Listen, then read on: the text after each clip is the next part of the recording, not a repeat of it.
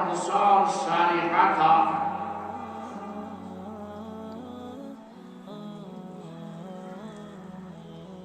خلیفہ دوم امیر المومنین سیدنا عمر بن الخطاب فاروق اعظم رضی اللہ تعالی عنہ کی شہادت۔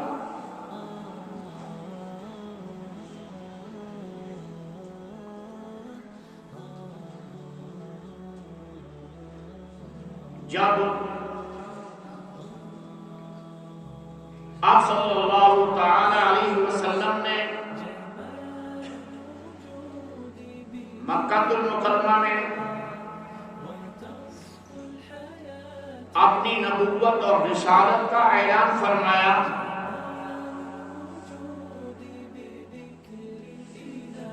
اور کوہ صفا پہ چڑھ کے فرمایا یا ایھا الناس قولوا لا الہ الا اللہ تفلحون، اے مکہ کے رہنے والے لوگوں،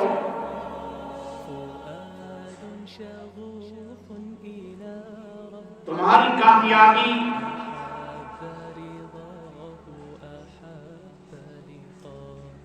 تمہاری فوز المرامی اس میں ہے کہ تم ایک اللہ وحدہ لا شریک کو تسلیم کر لو۔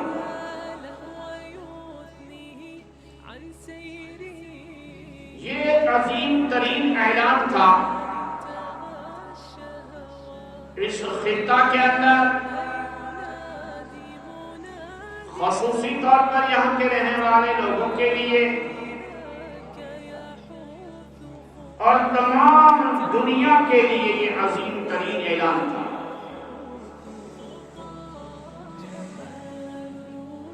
ہونا یہ چاہیے تھا کہ اس اعلان کا ویلکم کیا جاتا،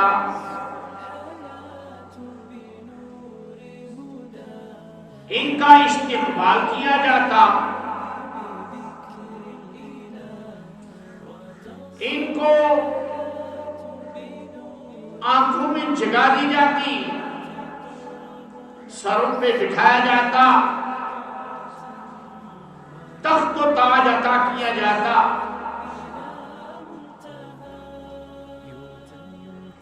پھولوں کی مالائیں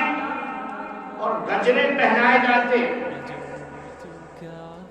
اس لیے کہ دنیا کا مقصد، کائنات کا مقصد ہی یہی ہے کہ یہ کائنات کی ہر چیز اللہ ذوالجلال والاکرام سے جڑے، اور خاص کر کے انسان نفس اور شیطان کے پھندوں سے نکل کر اللہ وحدہ لا شریک کی ذات کے ساتھ جڑے اور اپنی عبدیت، اپنی عز و انکساری کا مکمل اظہار کرے اور تسلیم کرے کہ اللہ تو ہمارا رب ہے، ہم تمہارے بندے ہیں۔ لیکن ہوا اس کا بالکل برعکس اور الٹ ہوا کہ جیسے رحمت کائنات صلی اللہ علیہ وسلم نے یہ اعلان سنایا،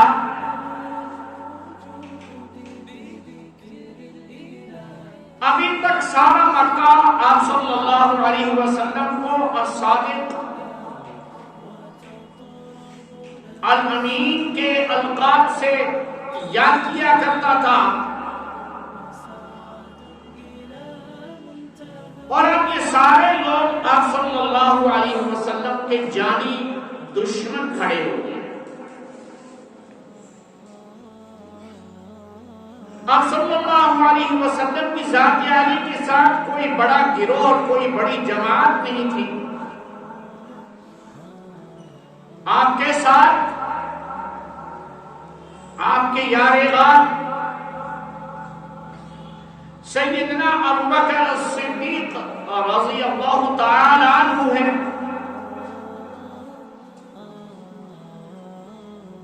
آپ کے چچا زاد بھائی جو بچپن کی عمر میں ہیں سیدنا علی المرتضی رضی اللہ تعالی عنہ ہیں، آپ کی زوجائے مطہرہ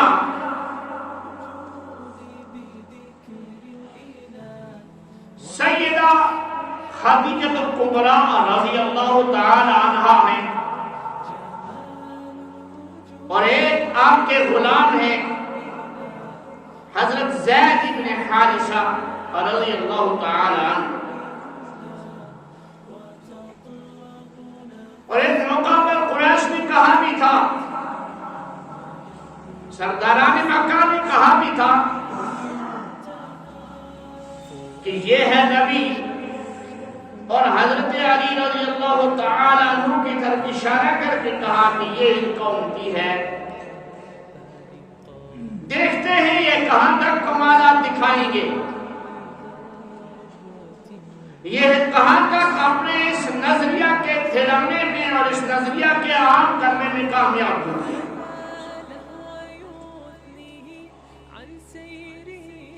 شروع میں اسلامی دعوت کے لیے خطرناک کن حالات تھے،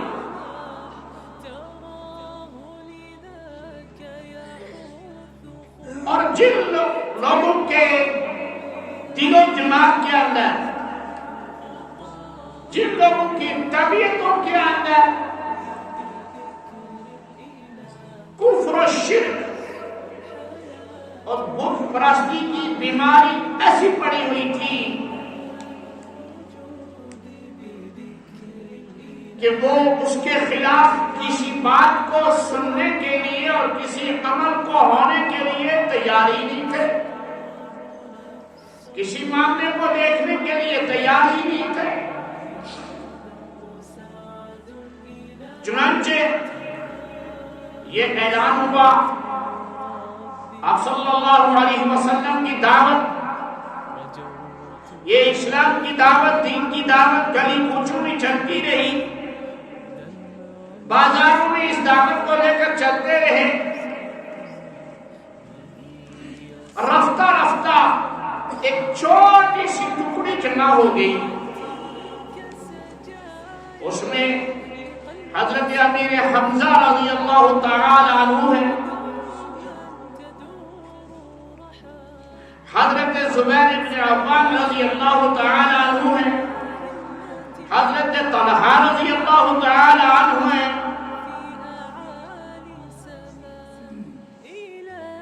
حضرت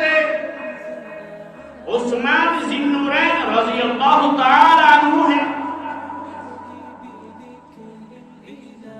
اور یہ چھپ چھپ کر نمازیں ادا کرتے ہیں، چھپ چھپ کر اس دین کی دعوت دیتے ہیں، کلمہ کی دعوت دیتے ہیں، چھپ چھپ کر جو اپنی آیات قرآن کریم کی نازل ہو رہی ہیں ان آیات کو پڑھتے ہیں، عوام کو سناتے ہیں، احباب کو بتلاتے ہیں۔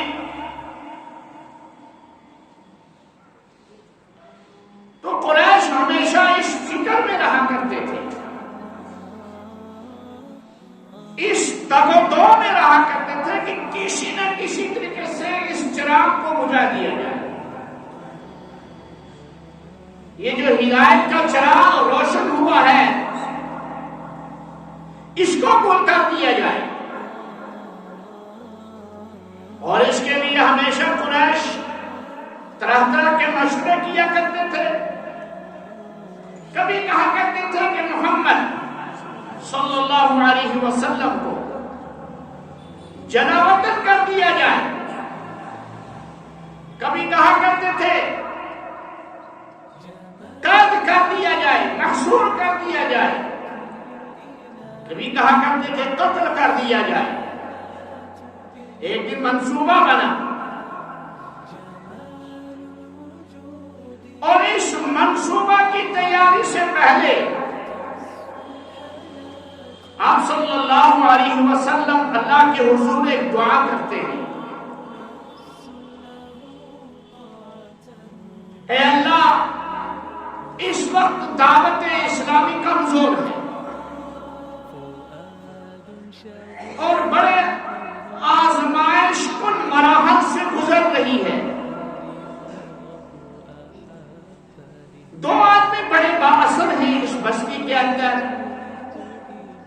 اس شہر کے اندر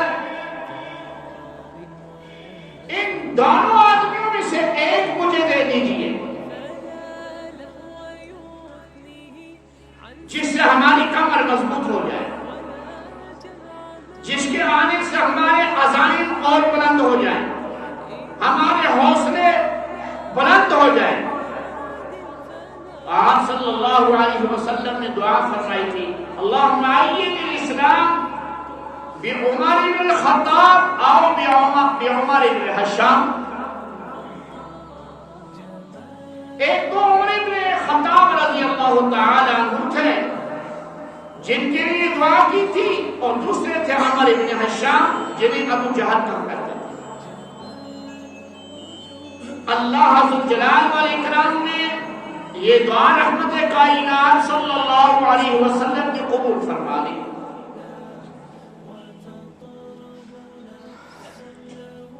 ایک روایت میں آتا ہے کہ جبریل امین علیہ السلام نے فرمایا کہ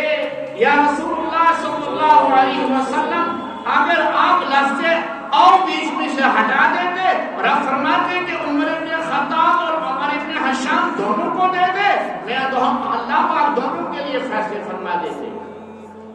لیکن اس کے لیے ابو جہل کے لیے ہدایت کے فیصلے نہیں تھے۔ اللہ نے آپ کی زبان مبارک سے ایسے ہی الفاظ جاری فرمائے۔ ادھر مشورہ ہو رہا ہے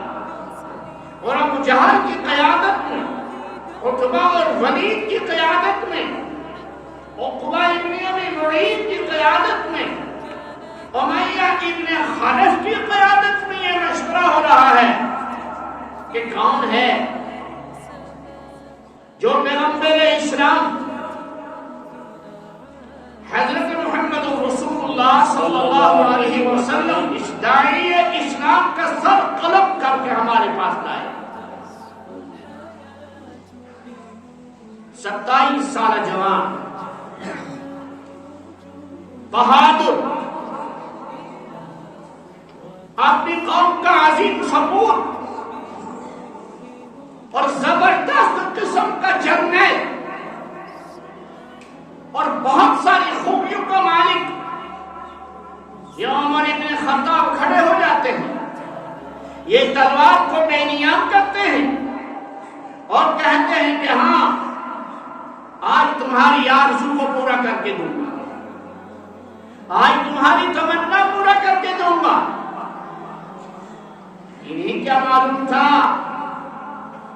کہ میں سر لانے کے لیے کے ارادے سے تو جا رہا ہوں، لیکن سر نبوت کے قدموں میں ڈالا جائے گا، سبحان اللہ،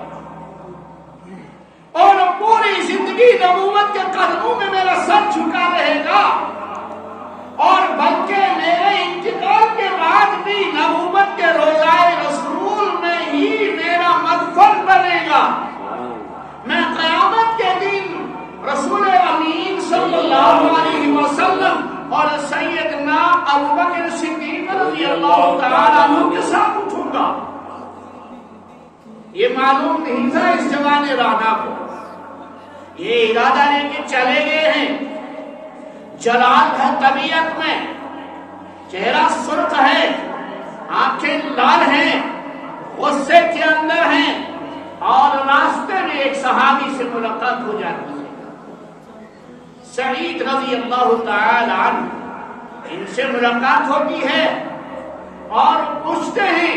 کہ عمر ہم کہاں جا رہے ہیں، کہاں کا ارادہ ہے؟ کہنے لگے کہ آج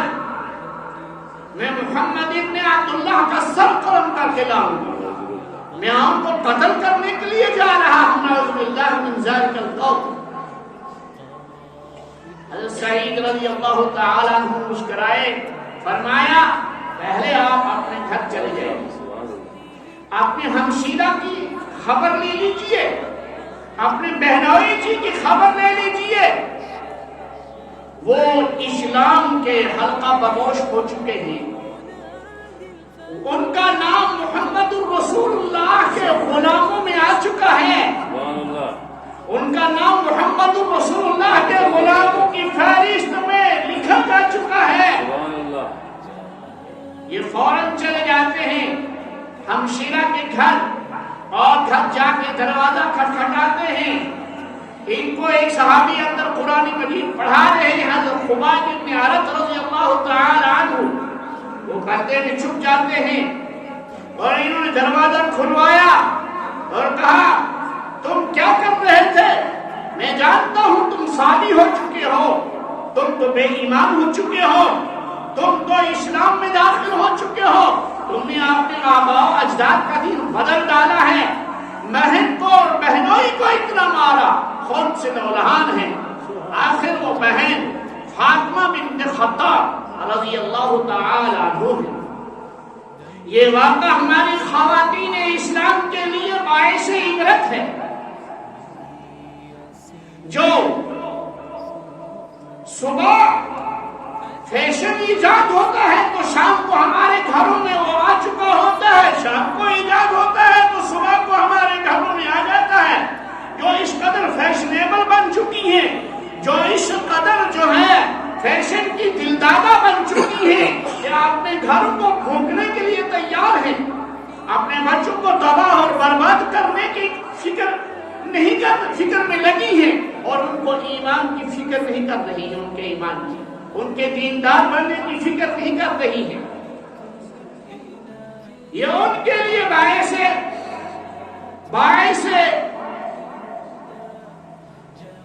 عزت اور باعث توقیر ہے یہ واقعہ، اور باعث درس ہے یہ واقعہ.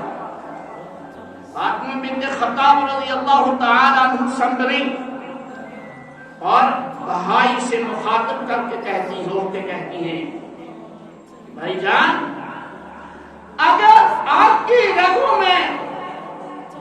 خطاب کا خون دوڑ رہا ہے،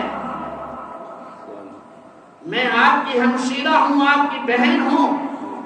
میری رگوں میں بھی تو اسی ابا جان کا خون دوڑ رہا ہے، میں تو اسی خاندان کی پیوند ہوں، میری رگوں میں بھی اسی قومیت کا خون ہے. تمہیں جو کرنا ہے کر لو،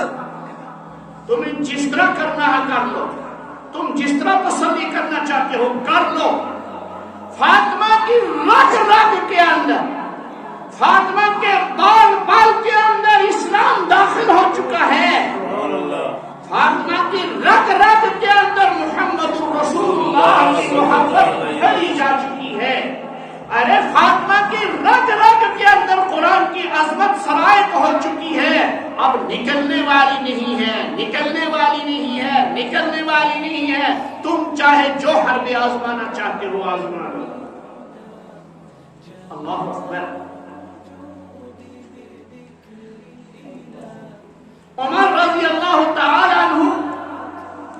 نے اپنے ہمشیرہ کو دیکھا، فرمایا اچھا دکھا تم کیا پڑھ رہے تھے. دل نرم ہو گیا. تو بہن نے فرمایا ہرگز نہیں، تم ناپاک ہو، تمہیں اس ناپاکی کی حالت میں اللہ کا پاک کلام نہیں دوں گی. تم غسل کر کے آؤ، تمہیں نیا لباس پہنائیں گی، تم پاک ہو کے آؤ، پھر قرآن کو ہاتھوں میں لو. عمر رضی اللہ تعالی عنہ نہا دھو کے آتے ہیں، لباس چینج کرتے ہیں. ادھر بہن کی دعا ہوتی ہے، اے اللہ ظاہری پاکی تو میں نے کروا دی ہے، باطنی پاکی تو خود کروا دے. اس کے اندر کو پاک کر دے،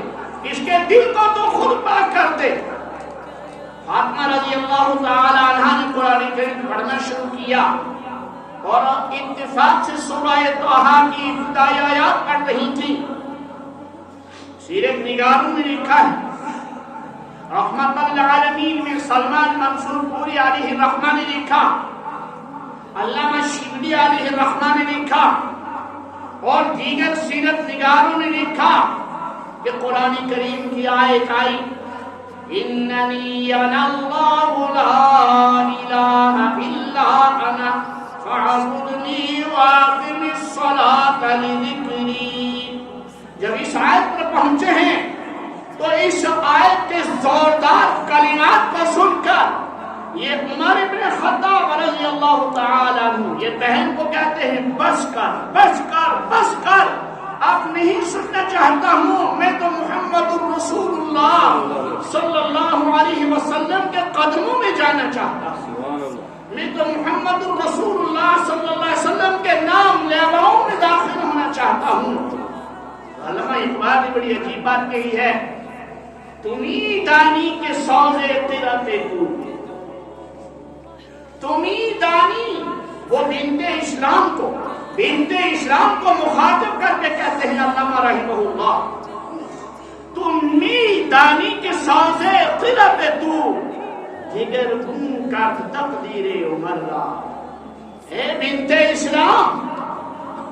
اے مسلمان کی صاحبزادی، اے بنگلور کو چوم رہنے والی، تو ذرا غور کر اپنے کردار پر، تو ذرا غور کر اپنے انداز پر، اپنی زندگی کے حالات پر. تیری ہی بہن تو وہ بھی تھی جس کی قرات سے، جس کے قرآن کریم کی تلاوت سے عمر جیسے بہادر مزاج اور سخت ترین مزاج کے مالک انسان کے دل کو بدل دیتا ہے. تمہیں دانی کے سوزے قرتے تو، تمہیں دانی کے سوزے قرتے تو، جگر گم کر تقدیر عمر را. تمہیں جانتی ہے کہ تیرے قرآن مجید کی تلاوت کی سوز نے، تیرے قرآن مجید کے پڑھنے کے درد نے، جو دل سے قرآن کریم کی تلاوت اٹھ رہی تھی اور تیری زبان اس کی ترجمانی کر رہی تھی، وہ دل سے قرآن کریم کی نکلی ہوئی آیات کی حقانیت ڈائریکٹ اثر کر رہی ہے سیدنا عمر بن خطاب رضی اللہ تعالیٰ عنہ کے دل مبارک. اور ٹھیک ہے انشاءاللہ آئندہ جمعہ جو ہے اب یہاں پہنچ گئے ہیں آپ